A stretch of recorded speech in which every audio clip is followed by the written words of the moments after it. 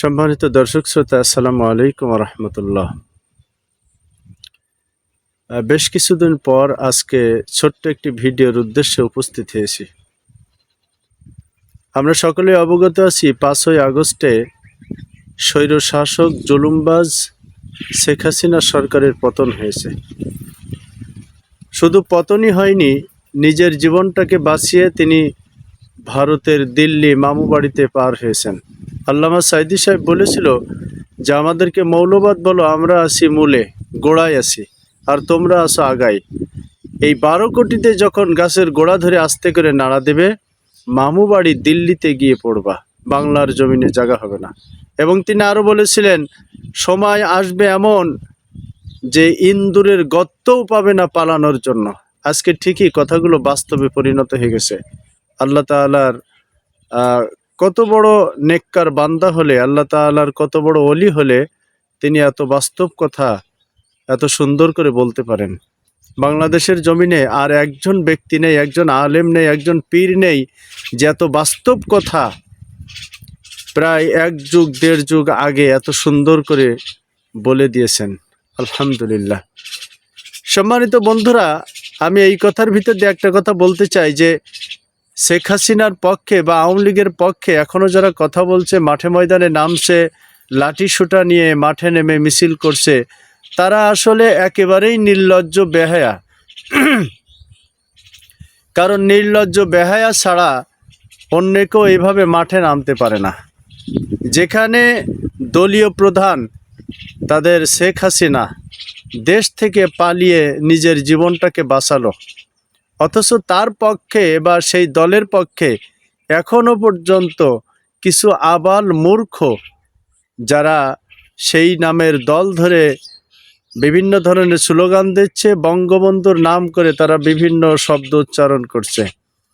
আসলে ওই যে কলেজের ছাত্ররাই, কলেজ বিশ্ববিদ্যালয়ের ছাত্ররাই সেখানে স্পষ্ট করে বলেছেন, জাতির পিতা ইব্রাহিম, শেখ মুজিবার ঘোড়ার ডিম। তা আজকে ঠিকই সে ঘোড়ার ডিমে পরিণত হয়েছে। জাতির পিতা বলে বলে বিভিন্ন মোড়ে মোড়ে মূর্তি তৈরি করেছে। আমি বাংলার জাতিকে এখনো বলতে চাই, যারা এখনো পর্যন্ত এই শেখ মুজিবুর রহমানের মূর্তিকে একেবারে রক্ষিত অবস্থায় রেখেছেন, আমার মনে হয় সরকারিভাবে উচিত এই মূর্তিগুলোকে ভেঙে গুড়িয়ে দেয়া। কারণ রসুল সাল্লাল্লাহু আলাইহি সাল্লাম এই জমিনে এসেছিলেন মূর্তি ভাঙার জন্য। ইব্রাহিম আলাইহিস সালাম নমরুদের অসংখ্য মূর্তিকে ভেঙেছিল, ভেঙে তছনছ করে দিয়েছিল। মূর্তি ভাঙার উদ্দেশ্যেই আল্লাহ তাআলা তাদেরকে জমিনে পাঠিয়েছিল। আর আমাদের পৃথিবীতে বা আমাদের দেশে আজকে যারা ক্ষমতাসীন হয়েছেন, ক্ষমতায় এসেছেন, তারা নিজেরা মূর্তি স্থাপন করে করে নিজেদেরকে বিভিন্নভাবে পরিচয় তুলে ধরছে। আর জাতির পিতা বলে বলে সারা বাংলাদেশ, সারা পৃথিবীতে মানুষের কানগুলি ঝালাফালা করে ফেলেছেন। আসলে জাতির পিতা ইব্রাহিম আলাইহিস সালামকে ছাড়া অন্য কাউকে বলা মুসলমানের জন্য সম্পূর্ণ হারাম। এ ব্যাপারে আমি ইতিপূর্বেই দেখেছি, যখন এই স্বৈরশাসক ক্ষমতায় ছিল, এদেশের কিছু কুলাঙ্গার মার্কা আলেম যারা এই স্বৈরশাসকের পা চেটে এই স্বৈরশাসকের পা চেটে বাংলার জমিনে তারা বিভিন্ন পদবি লাভ করার জন্য তাদের গোলামি করেছে। শেখ মুজিবুর রহমান রহমতুল্লাহ আলাইহি বলে সম্বোধন করেছে। এই সমস্ত কুলাঙ্গার মার্কা আলেমদেরকে বর্তমান সময়ে মসজিদ থেকে ঘাড় ধরে বের করে দেওয়া দরকার, এমনকি বাংলার জমিন থেকে তাদেরকে বের করে দেওয়া উচিত। আমরা এদেশটাকে স্বাধীন করেছি 1971 সালে হানাদার বাহিনী পাকিস্তানিদের কাছ থেকে, কিন্তু তার অর্থ এই না যে আওয়ামী লীগের কাছে, স্বৈর শাসকদের কাছে আমরা জিম্মি থাকব। এই 5ই আগস্টে আরেকটি স্বাধীনতার স্বাদ আমরা বাংলার জমিনে উপভোগ করেছি সাধারণ ছাত্রছাত্রীদের মাধ্যমে। আলহামদুলিল্লাহ, অসংখ্য ধন্যবাদ এবং মোবারকবাদ জানাই সকল ছাত্র ভাই বোনদেরকে। আর যারা শাহাদাত বরণ করেছেন, এই সমস্ত ছাত্রছাত্রী ভাই বোনদের রুহের সর্বোচ্চ মাগফিরাত আল্লাহ তাআলার কাছে কামনা করি।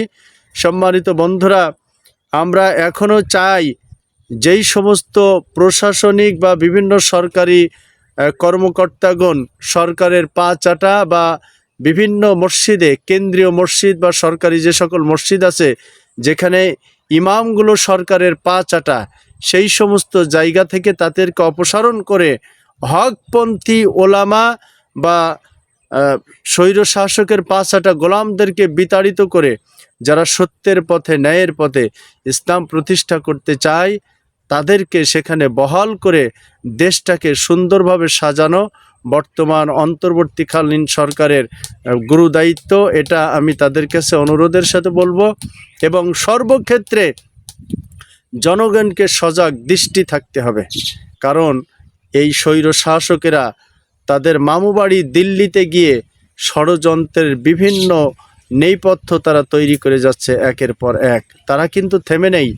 আপনারা যদি মনে করেন যে ছোটোখাটো বিষয় নিয়ে মারামারি, গণ্ডগোল, ঝঞ্ঝাটে জড়িয়ে নিজেদেরকে কলুষিত করবেন, তাহলে এই ক্ষমতা, এই রাষ্ট্র, এই স্বাধীনতা আবার কিন্তু ভুলুণ্ঠিত হয়ে যাবে, আবার ওই স্বৈর শাসকদের হাতে চলে যাবে।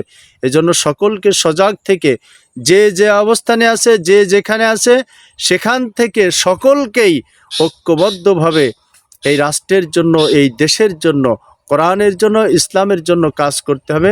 আল্লাহ তাআলা আমাদেরকে যেন তৌফিক দান করেন। আমিন। আসসালামু আলাইকুম ওয়া রাহমাতুল্লাহ।